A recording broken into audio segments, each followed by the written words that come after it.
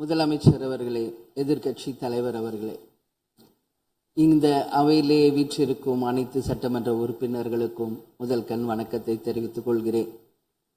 இன்றைக்கு சட்டப்பேரவையிலே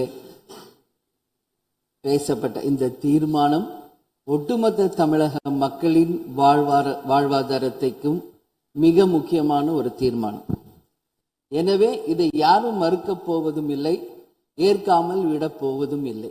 தமிழ்நாட்டிற்காகவும் தமிழக மக்களின் அத்தனை உரிமைக்காகவும் ஒட்டுமொத்த தமிழகமும் ஒன்றாக தான் இருக்க போகிறோம், அதற்காக போராடப் போகிறோம்.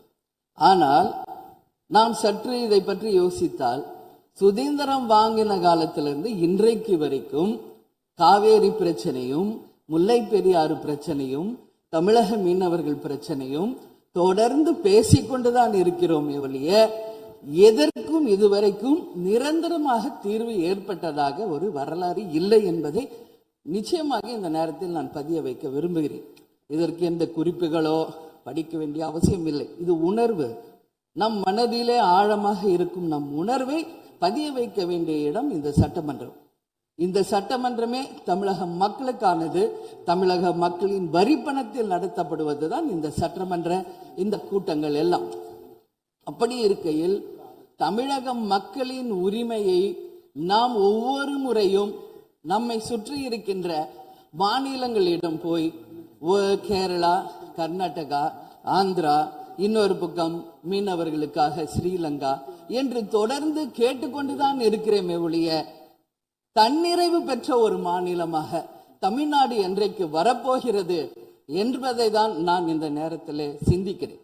ஏன்னா நம்மை சுற்றி இருக்கின்ற நமது தலைவர்கள் எல்லாருமே இந்த பிரச்சனைக்காக, அம்மையார் புரட்சி தலைவி ஜெயலலிதா அவர்கள் காவேரிக்காக உண்ணாவிரதம் இருந்தாங்க, முதலமைச்சராக இருந்து.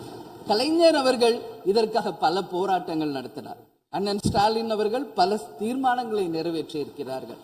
அது மட்டும் இல்லை, இதுவரைக்கும் முதல்வராக இருந்த அத்தனை பேருமே இதற்காக நாம பேசியிருக்கிறோம், போராடுகிறோம், சட்ட ரீதியாக நாம் அதற்கான தீர்வுகளை காண்கிறோம்.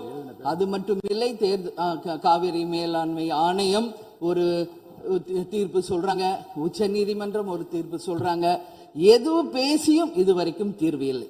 இப்பொழுது முதல்வராக பதவியேற்றிருக்கும் சிவகுமார் அவர்கள் சொல்றாரு, நாங்க பேச தயாராக இருக்கிறோம் என்று. நமது முதல்வரும் சிவகுமார் அவர்களும், நான் என்ன சொல்றேன், இது எல்லாரும் மக்களுடைய, இப்போ இந்த அவை இது முக்கியமான சட்டமன்றம். இங்க வந்தவொன்னு எல்லாருக்கும் என்ன கொடுக்கறாங்க? தண்ணி தான் கொடுக்கறாங்க. அப்போ ஒவ்வொரு மனிதருக்கும் தண்ணி தான் முக்கியம். இன்னைக்கு காவேரி தாயின்னு தான் நம்ம சொல்றோம். ஒரு தாயின் ஒரு குழந்தைக்கும் எப்படி தாய்ப்பால் இன்றியமையாதோ அது பாருங்க, அத்தனை பேரும், அது விவசாயிகளாக இருக்கட்டும், குடிமக்களாக இருக்கட்டும், இங்கு மிக முக்கியமானது குடிதண்ணீர். நீரின்றி அமையாது இவ்வுலகு.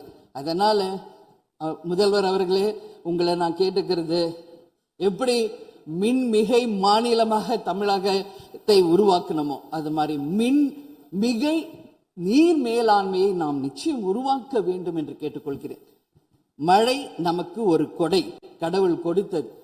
அதற்கு இனி வர இருக்கும் மழை காலத்திற்கு முன் அதற்கான தீர்வுகளை நாம் ஏற்படுத்தி எங்கெல்லாம் தமிழ்நாட்டின் நதிகளை இணைக்க வேண்டும். சும்மா நம்ம போய் பக்கத்து ஸ்டேட்டுக்கிட்டே தண்ணி கொடுங்க, டேம் கட்டாதீங்க கேட்டுக்கிட்டே தான் இருக்கோம், எதுவுமே நடக்கல.